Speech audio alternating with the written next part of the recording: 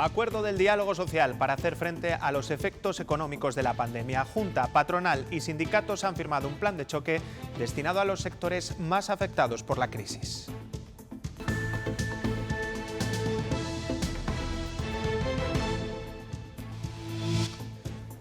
El plan de choque para el empleo supondrá 82 millones de euros en ayudas. Especial atención a la hostelería, a la que destinará 15 millones de euros, y al comercio, con más de 7 millones.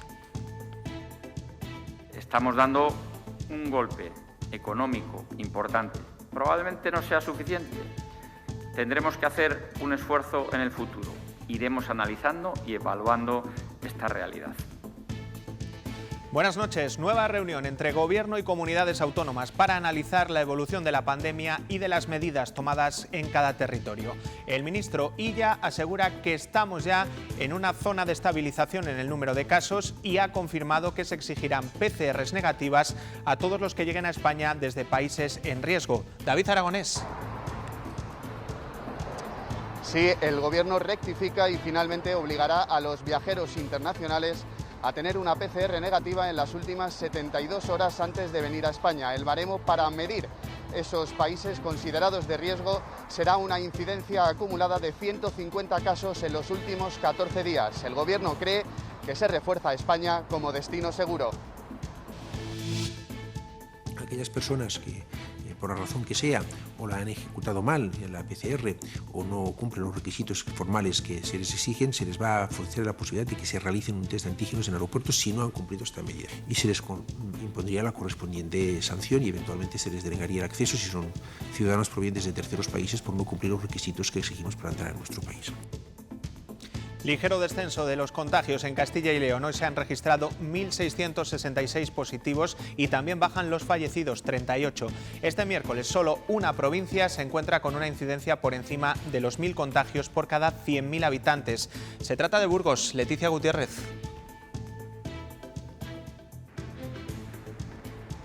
La tasa de incidencia acumulada en esta provincia es de 1.212 casos. Es la primera vez que se sobrepasa la barrera de los 1.200 y Burgos es la única provincia que está por encima de los 1.000 casos después de que se hayan rebajado los datos en Valladolid y Zamora. Sobre los 8 parámetros que marcan la incidencia del coronavirus, malos datos también para Burgos porque todos son extremos. Brote de COVID-19 en el Hospital Santa Bárbara de Soria se ha producido en una zona limpia, en la planta de medicina interna. Afecta a 9 ingresados y por el momento a ningún trabajador. El Gobierno baja el IVA de las mascarillas del 21 al 4%. Dice que lo hace tras recibir por escrito de la Unión Europea que no será sancionado por ello. Varios países europeos ya lo habían reducido hace meses. Que vamos a dar un paso más y vamos a bajar el IVA de las mascarillas del 21 al 4%. Inventario en el Pazo Meirás a un mes para que lo entregue la familia Franco y tras ver camiones de mudanza hace unos días. Los técnicos confirman que dentro están las estatuas del Pórtico La Gloria. El Teatro Histórico Lope de Vega de Valladolid será rehabilitado y se convertirá en el 6º escenario de la ciudad con programación estable. El ayuntamiento ha comprado el teatro a Unicaja. El anticiclón sigue sobre nosotros y mañana volveremos a amanecer con frío y con niebla. Eso sí, parece que se levantarán antes que estos últimos días. Por la tarde se abrirán claros y subirán las temperaturas, sobre todo en los lugares donde estos días las nieblas han sido más densas.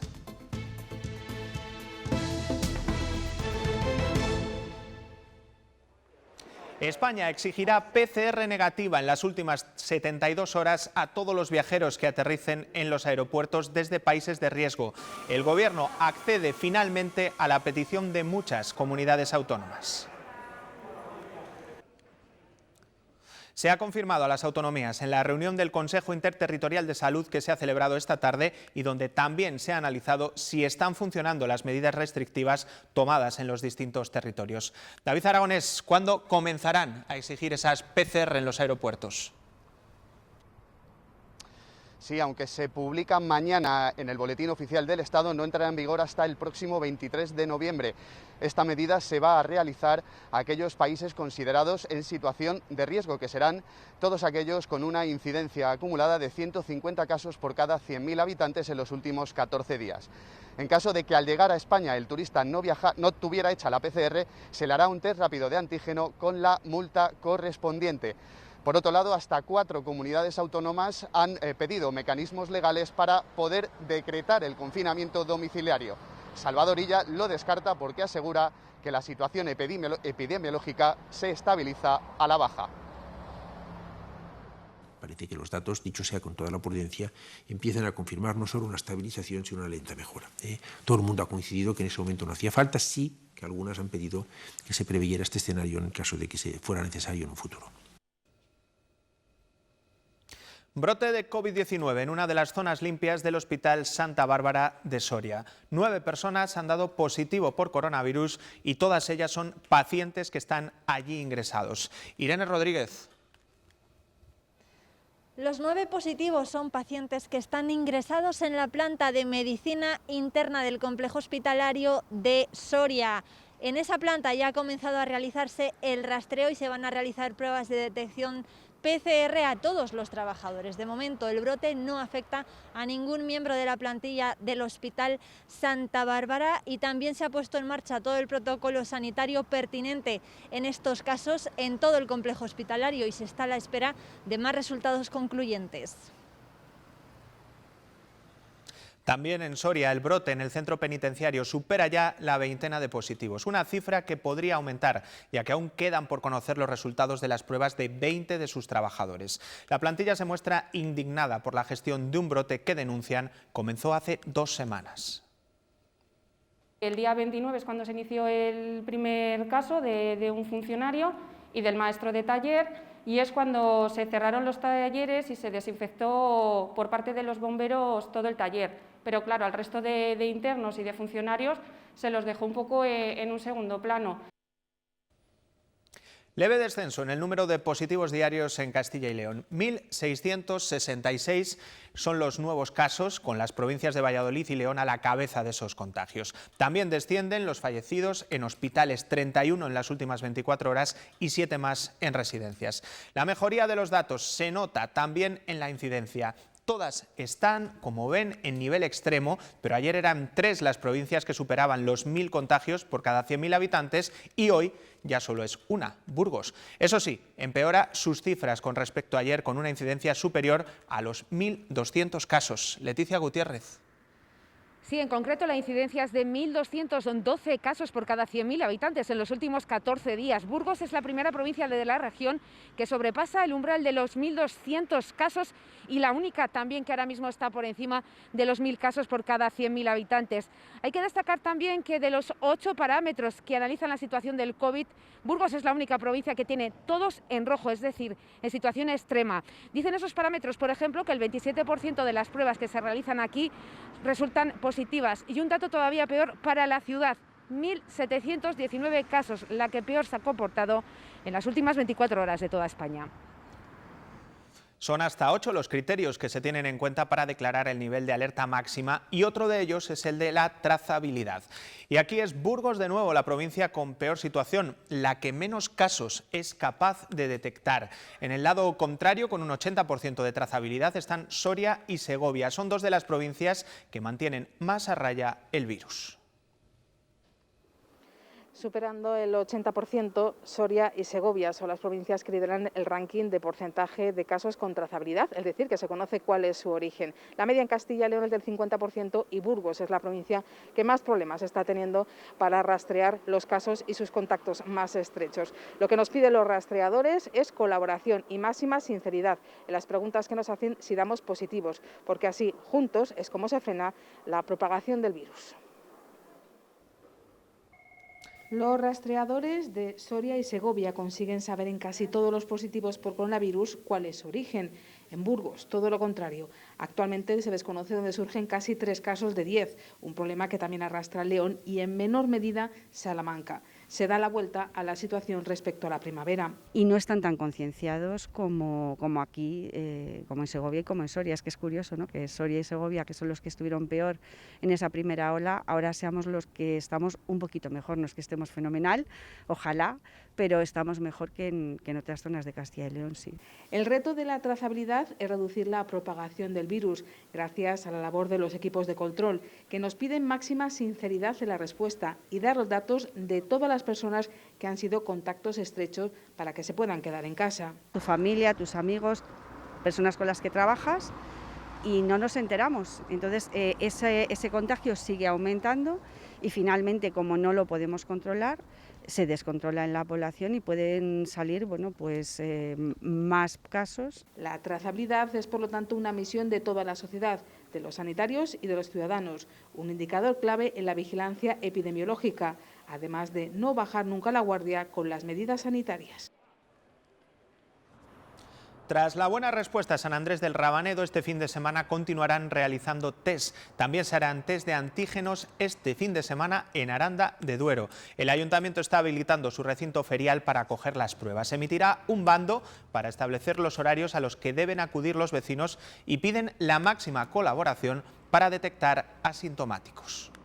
Los únicos requisitos es que no hayan tenido COVID en los últimos 3 meses, que no tengan síntomas, porque en caso de tener síntomas lo que deben hacer es quedarse en casa y llamar a su médico, y es abierto para la población en general empadronada en la localidad. Todos aquellos que piensen que han tenido alguna relación con el coronavirus, se presenten, por favor, porque si los detectamos y colaboran y son solidarios con el resto de la población, habremos resuelto el problema.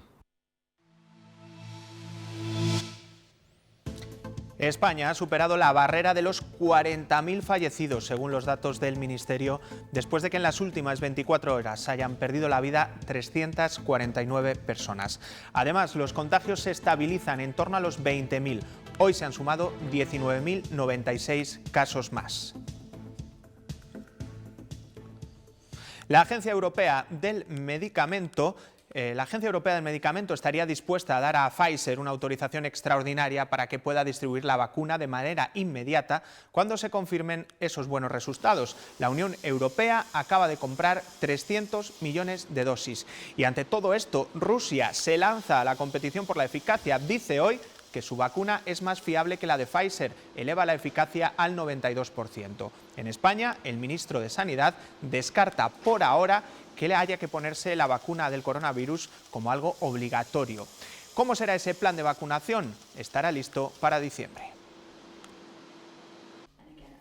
Estaremos preparados a finales de este año para iniciar los programas de vacunación en cuanto estén disponibles, cuando lo estén, las distintas dosis de vacunas.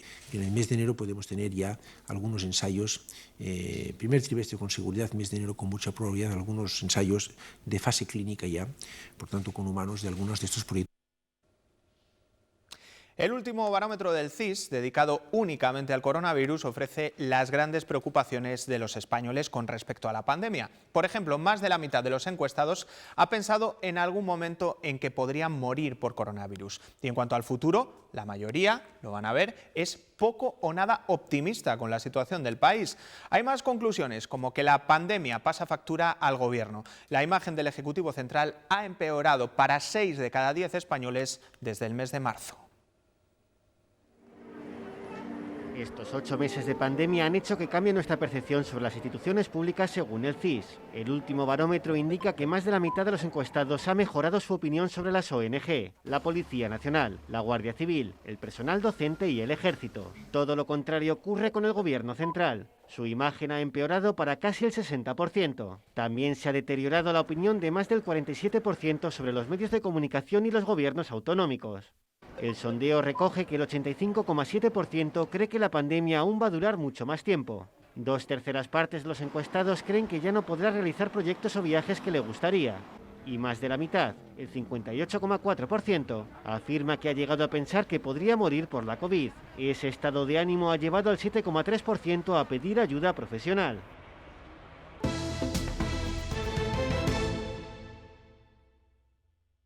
Este es el acuerdo que necesita Castilla y León. Este es el acuerdo que necesita la sociedad de nuestra tierra. Probablemente no sea suficiente. Tendremos que hacer un esfuerzo en el futuro. Iremos analizando y evaluando esta realidad. Así valora el presidente de la Junta el plan de choque para el empleo que ha acordado con patronal y sindicatos. Supone 82 millones de euros que se vertebran en 5 grandes patas que buscan fomentar la contratación, facilitar la financiación y ayudar a trabajadores, autónomos o empresas. Incluye una ayuda especial a la hostelería con 15 millones y al comercio con más de 7.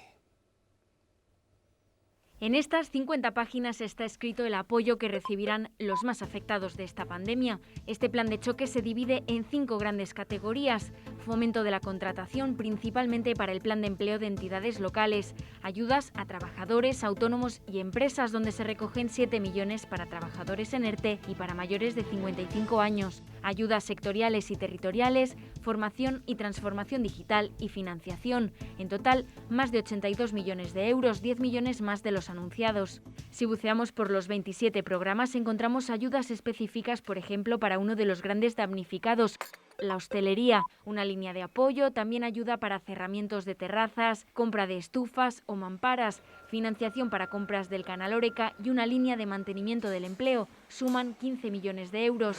También ocurre con el comercio, 200.000 euros para estimular el consumo, ayuda para la modernización de pymes o una línea de crédito, más de 7 millones. También se incluye a otros sectores afectados por la pandemia, como el turismo, los feriantes o las orquestas. La cuantía asignada para cada programa podrá fluir entre ellos siempre y cuando sean de la misma categoría. Este pacto es el tercer acuerdo del diálogo social en lo que va de año. Sindicatos y patronal aseguran que es un paso importante, que cierra heridas, pero que solo será efectivo si se cumple todo lo acordado y si las ayudas se pueden ampliar en el caso de que fuera necesario. Estas líneas serán efectivas si se ponen en marcha inmediatamente y llegan a los ciudadanos de una forma inmediata. Cierra heridas, por decir una manera, y abre puertas, ¿no? Entonces, eso ya de por sí tiene un valor importante. Aparte de hacer un seguimiento a todas las líneas que ahora mismo se ponen en funcionamiento, el que podamos modificar o ampliar esas medidas. Para el PSOE, el plan de choque conocido hoy no es suficiente para ayudar de verdad a los sectores más afectados. Los socialistas llevarán a las Cortes un plan alternativo con un cheque de resistencia para pymes y ayudas directas a la hostelería por valor de 40 millones de euros. Van a cobrar, en el mejor de los casos, 83 euros por trabajador. Esta es toda la ayuda. El Grupo Parlamentario Socialista va a proponer un plan de choque que permita limitar y regular los alquileres de los locales en el sector de la hostelería y también lo que en otras comunidades autónomas se ha puesto en marcha y se denomina cheque resistencia, para que a las micropymes y a los pequeños autónomos del sector de la hostelería se les ayude con un cheque resistencia que se denomina de entre 150 y 300 euros semanales. Como les hemos contado, la hostelería recibirá 15 millones de euros en ayudas en ese plan. Para los hosteleros es una buena noticia, pero critican que este apoyo al sector sea tardío y que las cuantías no sean suficientes. Siempre las ayudas las vemos cortas, un poco tardías y desde luego cuando se realizan, realmente cuando se llevan a cabo, súper tarde, ¿no? Estas medidas, al menos de momento, no frenan las protestas de los empresarios y trabajadores del sector del ocio y la hostelería. Insisten en que su situación es límite y reclaman al Gobierno de la Nación la extensión de los ERTEs hasta mayo, mientras dure el estado de alarma y no puedan trabajar con cierta normalidad. Eso no estamos realizando en toda España. Nos habían cortado el horario hasta las 10, con lo cual hay mucha gente que cogió y decidió hacer medio ERTE, digamos a media jornada. Luego nos cierran, con lo cual otra vez hay que solicitar ERTE completo. Luego los ERTEs no llegan, tardan muchísimo en cobrar. Los trabajadores están todos fastidiados porque los pagos sí que nos llegan, pero los ingresos no. Ese cierre de la hostelería impacta directamente en las empresas distribuidoras de bebidas.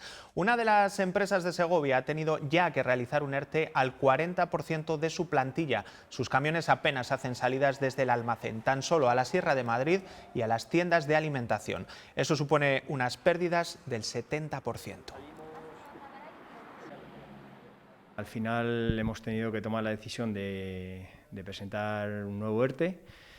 y lo que tenemos ahora es aproximadamente un 40% de la plantilla dejado, son servicios mínimos para dar cobertura a todas las tiendas de alimentación tradicional. Los salones de juego y las casas de apuestas por el momento pueden seguir abiertos. Eso sí, no puede funcionar el servicio de bar. El sector se defiende ante las críticas recibidas y las peticiones de cierre que se ha trasladado a la Junta. Insiste en que son lugares seguros. Aforos limitados a 1/3, limpieza continua de las máquinas y bloqueo de sus mandos o teclas hasta ser desinfectados. Son algunas de las medidas de higiene puestas en marcha en estos espacios. Una vez que el cliente ya ha jugado y ya se va, pues hay que volver a desinfectar la máquina, la silla, importante, y se vuelve a colocar el cartel. Lo que no pueden poner en funcionamiento bajo ningún concepto y según normativa de la Junta es su servicio de bar o cafetería. Tampoco podemos servir nada de ni bebidas ni comida en todo el local. O sea, aunque tengamos esta zona abierta, no podemos servir nada aquí al tener la otra zona cerrada, la zona del bar. Una circunstancia que ha creado cierta controversia. Mientras bares o restaurantes permanecen clausurados, estos lugares de ocio siguen abiertos. Desde el sector apuntan que son espacios seguros. Nadie puede consumir, nadie se quita la mascarilla, todo el mundo mantiene la distancia de seguridad, limpiamos las máquinas, intentamos limpiar el local varias veces al día. Entonces yo considero que es un sitio seguro, como puedan ser otros sectores. Pero no descartan que si la situación sanitaria no mejora y la presión contra la apertura de estos espacios sigue creciendo, también tengan que echar el cierre.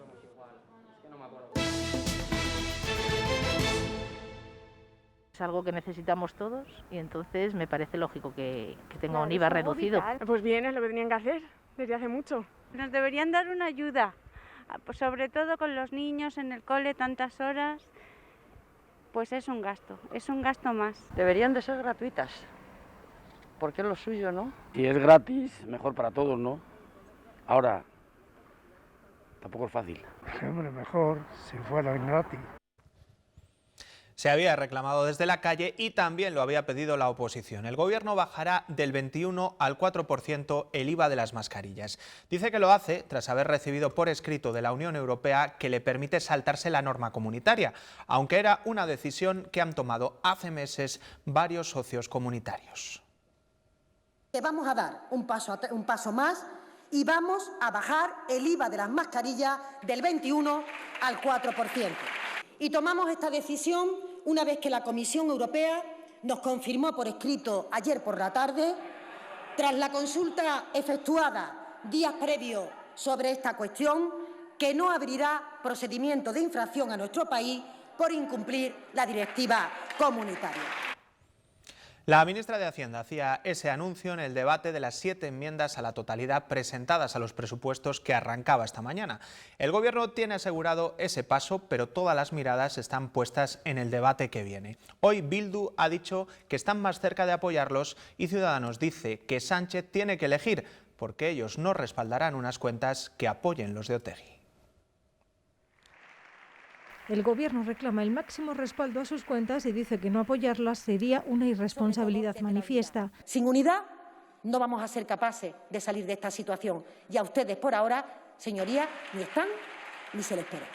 Mensaje dirigido al Partido Popular, que le reprocha que estos presupuestos son papel mojado. Estos presupuestos pretenden vender una política de gasto, digamos, de un pie 44 en un zapato del 38. La ministra también ha tirado de comparaciones para criticar la postura ya no moderada, dice, de Pablo Casado. Aquí, para tener carnet de conducir, hay que aprobar el teórico y el práctico. Si uno lo que aprueba es el teórico, pero el práctico nada de nada, pues al final se queda sin carnet de conducir. Para Vox son irreales, irresponsables y diametralmente opuestas a lo que España necesita. Las élites que dependen del BOE, esos son los que ganan con estos presupuestos. Ganan las boélites. Un debate que llegaba después de estas palabras. A día de hoy, Euskal Herria Bildu está en disposición de votar favorablemente esos presupuestos. Ante las que Ciudadanos advierte. Evidentemente, eso es radicalmente incompatible con Ciudadanos. Y por las que el PP incide en su crítica. Señora Montero, decir que estos son unos presupuestos país, cuando traen el sello de Bildu. El debate sigue este jueves, pero el Gobierno tiene garantizado que ninguna de las enmiendas a la totalidad saldrá adelante. El Comité Ejecutivo de Ciudadanos ha aprobado hoy la designación de los comités provinciales, donde no aparecen entre los cargos más importantes ningún militante cercano a Francisco Igea. Como recordarán, el vicepresidente de la Junta tampoco fue incluido en el Comité Autonómico, ni tampoco ningún miembro del Gobierno regional de la formación naranja. A ponerse en el lugar del otro, a entender las reflexiones y las ideas y las opiniones de los demás, por muy complicadas y prejuiciosas que nos puedan parecer de inicio. De hecho, eso mismo es un prejuicio y demás. Eso es lo que se pierde. Así califica un profesor de filosofía la pérdida de la asignatura de ética. A menos que el Senado lo remedie, no se impartirá en cuarto de la ESO. La reforma educativa, la ley CELA, la sustituye por educación cívica, pero los docentes consideran que su contenido no tiene nada que ver. Los alumnos de hoy pueden terminar la educación obligatoria sin haber discutido sobre la verdad y la mentira, la violencia y la convivencia o el bien y el mal. Es importante que se les empiece a plantear los problemas éticos básicos, ¿vale?, sobre qué hacer que está bien, lo que me apetece, lo que tengo que hacer y las consecuencias que puedan tener esas cosas.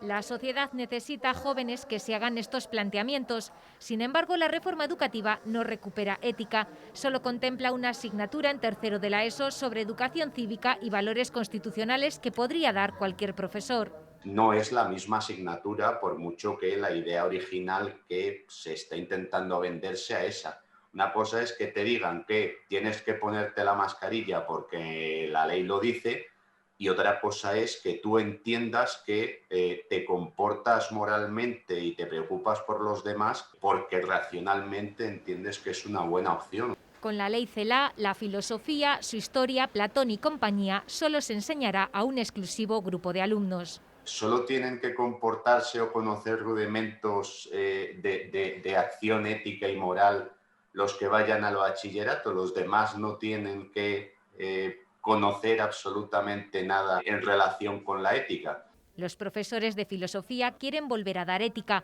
para ayudar a formar a los ciudadanos que la sociedad necesita. La Embajada de Estados Unidos pondrá en marcha en nuestra comunidad un programa piloto de becas para estudiar en el país norteamericano. Oferta 75 becas para alumnos de FP de grado medio o superior en informática y comunicaciones para potenciar su nivel de inglés.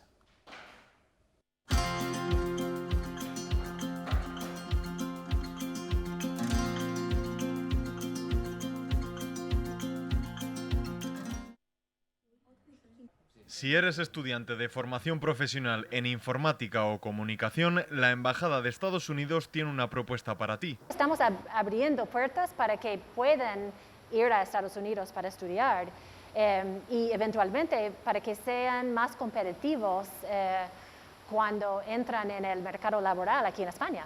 La Embajada ofrece 75 becas para que alumnos de Castilla y León puedan mejorar su nivel de inglés y acceder a la experiencia que supone estudiar en Estados Unidos. Los estudiantes seleccionados mediante un examen previo se dividirán por grupos. Grupos de acuerdo con el nivel de inglés que tienen y van a ofrecerles durante un periodo de 2 años 3 horas semanales de clases virtuales en inglés. Al final del curso se espera que el alumno saque un 61 en el TOEFL, lo que equivaldría a un nivel algo superior al B1. Será entonces cuando el propio alumno decida si probar o no la experiencia que se le ofrece en Estados Unidos. Estamos esperando que en el 3er año los estudiantes escogen a estudiar en Estados Unidos. El plazo de matrícula para acceder a esta experiencia está abierto hasta el 15 de noviembre. Primar ha presentado un ERTE para 7.000 trabajadores en España y lo ha retirado horas después por el rechazo de los sindicatos. Estos no estaban de acuerdo con que se prolongase hasta agosto de 2021 y que dependiera de las ventas de cada tienda. Ahora las medidas estarán en función de las restricciones de cada territorio. Absuelto en Zamora un joven al que se le acusaba de abusar sexualmente de una menor en 2 ocasiones. Los magistrados de la Audiencia Provincial consideran que las imprecisiones, incoherencias y contradicciones en el relato ofrecido por la niña y la ausencia de pruebas incriminatorias impiden condenar al acusado. La Fiscalía solicitaba para este joven 30 años de prisión. La sentencia no es firme y puede ser recurrida.